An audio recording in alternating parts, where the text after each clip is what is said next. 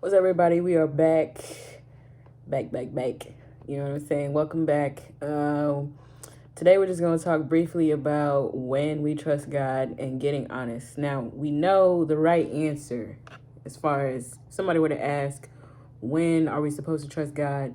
We already know the answer is all the time. Now, but do we do it? No, we do not. And I will answer for everyone with that. That is the truth. We do not all the time. But that's the goal, right? So let's talk about getting honest. Why do we wait? Or if, what gets in the way of us trusting God completely. Do we wait until we have to, or have we made it a daily habit? A lot of times, especially when we're faced with the option of not, a lot of us don't trust God.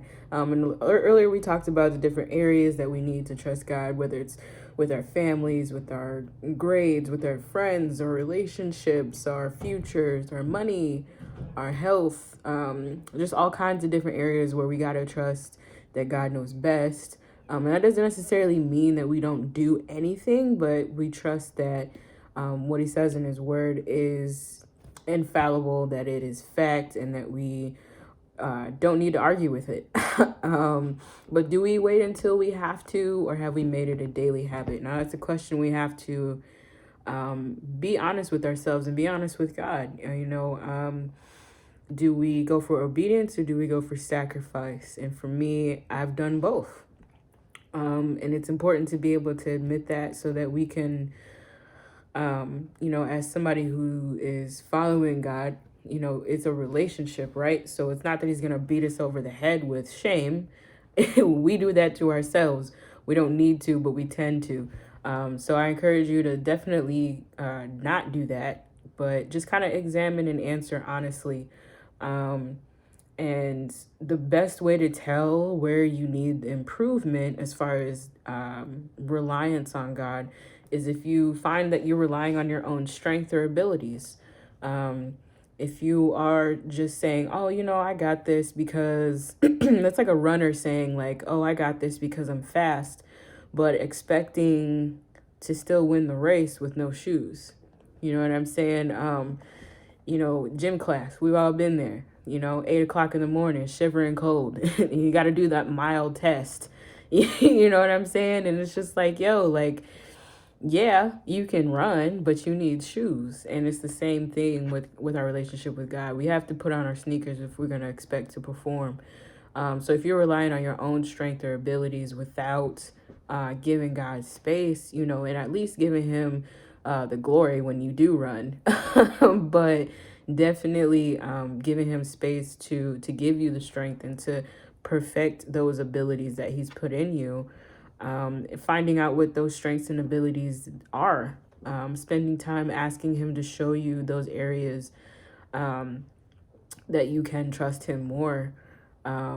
Examining your stress level. Are you anxious in this area? Are you trying to figure things out on your own? Are you trying to move at your own pace? Timing is everything when it comes to submitting and trusting the Lord, because he might have said yes for a certain thing, but it might be 10 years from now because you won't be ready for 10 years. Do we trust that his promise is still yes and amen, even though it's going to take 10 years? And so a lot of times we get either frustrated or don't want to wait because we want his promise now. We think we're ready. And we try to outpace God, and it never ends well. Trust me, it does not end well at all. You end up in a place that you don't want to be. And now you're super salty because now not only are you not where you wanted to be, it's going to take time to get out of where you are and then head to where you should have been going. So yeah, it's just extra work. So don't not take my word for it. Please take the word for it. Take the Bible's word for it. If you're not going to believe me, please trust me. Are you depressed? Are you worried?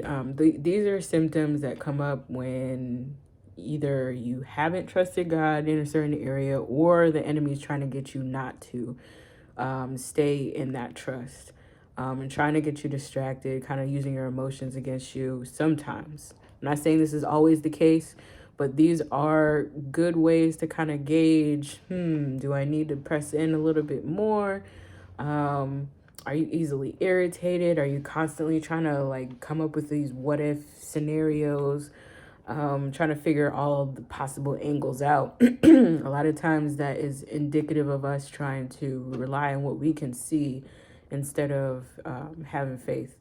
So the best thing that we can do when we're faced with a situation is to really just put it to the words test. What does the word say about it? And finding out the root cause of your discomfort. So if it's just feeling like you can't be courageous, study Joshua, where it comes to you to where you have to stand up for somebody, study Esther.